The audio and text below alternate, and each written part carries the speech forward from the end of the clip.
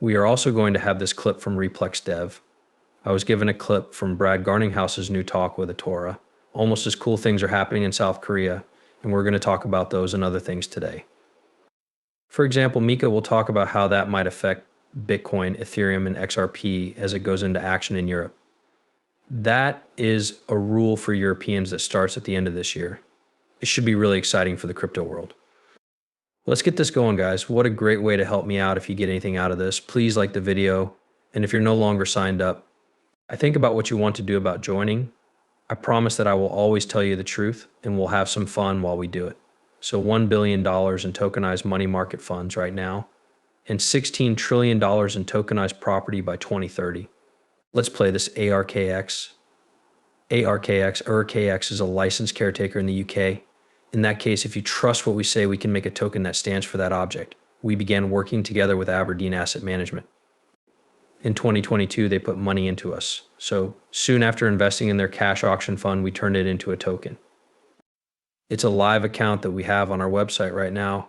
With our site, you can get about 120 loans for some of the best asset managers. We actually have a range of different types of funds available.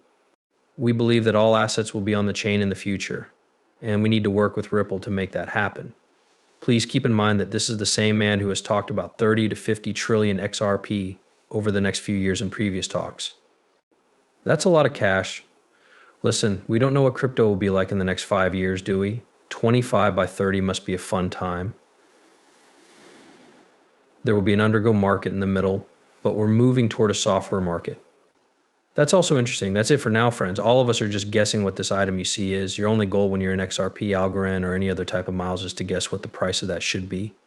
You should know that I plan to have almost none of my coin left when the market ends in 2025. I might even sell most of my XRP to try to buy it when it goes back down in price. We sold all of them in the bad market at one point. That's how I do things. I wish you had one too. Chad Steingraber put up this XRP, which is South Korea's favorite cryptocurrency. We've talked about this before on the channel, and it turned out to be CoinMarketCap that takes South Korea out of their rate data to hide the truth. I really don't understand what's going on here. Even if there is some favoritism on CoinMarketCap, I do know that the people in South Korea keep rocking that XRP guy. We love you. Thank you for the length. Thanks for taking care of this amazing environment, and remember to pay attention. There will likely be a lot of South Koreans who will ball out as soon as we get to that software level, which will be very exciting. So a huge thank you to South Korea. There are now more XRP trades than Bitcoin trades in South Korea. Speaking of which, people in South Korea know that shopping for Bitcoin at 100,000 won't always be the best way to retire. But looking to buy XRP for $2.30 and $2.20, that seems like it has a better chance of going up than Bitcoin. Let's say Bitcoin goes up to $200,000. That will help us figure out where the X came from and where we stand right now. If you look at that same range, XRP only needs to get to about $480 to do the same numbers. I think there's a better chance than Bitcoin right now that you will make more money with XRP. You can do what you want with your money though. I'm not your business advisor and I'm not breaking down XRP, Ripple XRP. We got this from Tokenizer. Okay, as the title says, Ripple and XRP were the first to move towards the crypto standard and bring DLT into financial institutions. This made Ripple a bit of a surprise in the field. After 10 years, 99% of those who were a rat at the time have disappeared.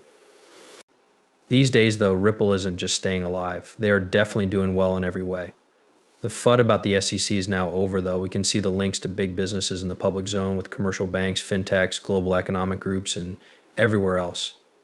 He says that whether it's a big private bank like JP Morgan or UBS or startup company like SBI, MasterCard, ARKX, and other banking institutions must work together with the Singapore Monetary Authority, English Bank, American Bank, and Extra. He says all of this in a way that makes sense to people who work for the International Standards Organization, ISO, and other big names in global banking. That's ISO 200022. The new standard for messages that all banks must use by November 2025. Because of this trend, you can connect crypto to any price you're giving. That's really important for the growth of our business. Ripple has been working with the International Monetary Fund for a long time. You already know that Ripple has worked with the World Bank, the environment that Ripple has grown into after a little over a decade. Keep in mind that Microsoft was founded 49 years ago.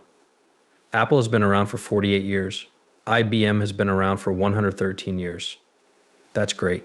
JP Morgan has been alive for 153 years. Visa is 66 years old. MasterCard has been around for 58 years. Ripple has been around for 12 years? It goes without saying that in just over 10 years, Ripple has become a leader in banking and turned a virtual property into a token that can be used again. This is great. The little setup here was great. Just the way this character is putting out facts and information makes me like them more.